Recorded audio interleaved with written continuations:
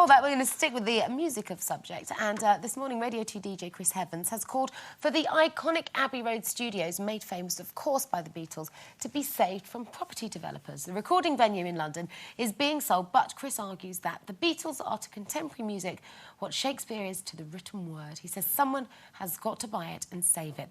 Beatles fans have been found camping outside in a bid to save the historic site. So, should we try to save Abbey Road? Do we all have fond memories of it, Jane? Oh, gosh, yes, I agree with Chris Evans on this one. I was very, very fortunate to have recorded at Abbey Road. I did some of my first album there. And my first ever song that I wrote, I recorded at Abbey Road. So for me, it's just... The atmosphere actually jumps off the walls when you're in there. It's just an amazing place to one, go into, and secondly, to have that on your album. You know, it's just amazing. And, of course, the Beatles did everything there. It'd be great to turn it into a sort of rock and roll museum or something like that, so it's a tourist destination and gifted to the nation somehow. That would be top, wouldn't it? And just the atmosphere is just amazing when you walk in. Doesn't the Beatles... Haven't they earned quite a few quid over the years? Paul, help us! Yeah, you could step in. It'd be really amazing, you know? It's a bit like the Westminster Abbey of music. There's something church-like when you go into Abbey Road Studios. If those walls could talk, if that would be an interesting listen.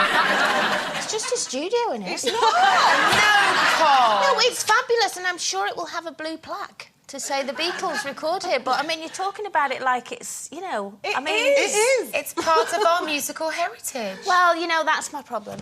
That's a bit like saying the Opera House. Well, it's just an opera house, isn't it?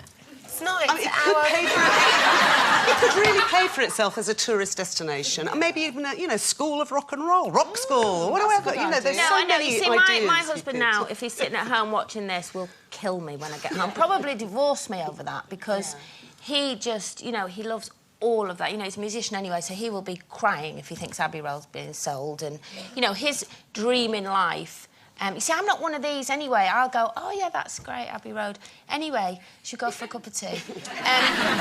And he's the complete opposite of me. You know, his dream, he's a mad Elvis fan and all that, and his dream, ever since he was a little boy, was to go over to Graceland's in Memphis. Which was his Christmas present from me, which he's going to India. You're not completely There's Graceland, look. Oh, he's already there, look, with his Union Jack on his back.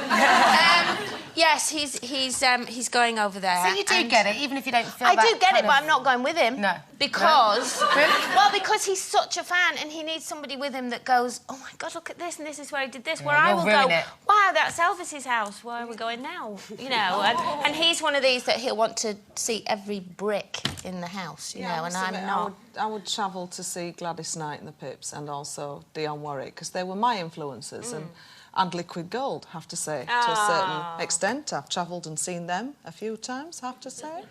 And, yes, I've travelled many miles. I've seen Dionne Warwick, and it's just something... I've seen someone in concert, it's just amazing when you've grown up with that, and, you know, you've lived a lot of your life through that. And it's just, I can understand Ray really wanted to go to Memphis. What about you, Amanda? Who was your pop hero? There were many, but the one I actually really was so impressed to get an autograph from was James Brown. I feel good. And so he was quite an elderly gent at that time. And I remember it was such the Grammys, and I went with Adam to the Grammys one year in Adamant. Adamant? Adamant. You dated Adamant, I did when I was very young. When he was... Prince Charming. He was top of the pops when you were his girlfriend. If you're watching. What a handsome So rock and roll, isn't it? I love it. What's it like going out with the pop star of the day? Well, that was really weird, because I'd known him years before he became very successful, so it was watching the transition was extraordinary, and it did change his life. It changed everybody's life who was involved in it, and he became momentarily, as this business is so fickle, one of the biggest pop stars in the world. You know, going from I remember living in this box in Earl's Court that was big, no bigger than your bar in the green room. That's how, you know, poor we were in those days.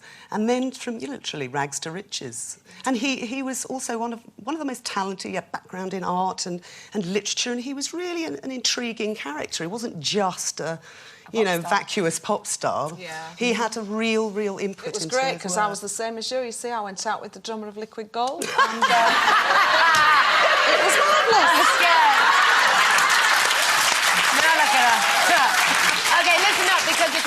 earlier.